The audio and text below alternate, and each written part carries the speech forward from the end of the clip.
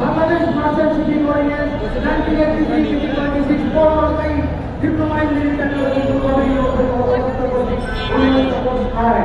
Institute of marine technology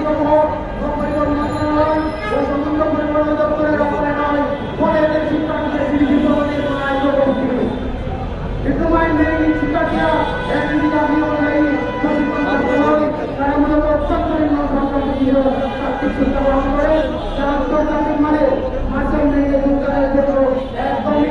পর্যাপ্ত নয়। এই মুহূর্তে চাকরি না থাকা হাসিল প্রশিক্ষিত করে রেটিং সমাগমান সেখানে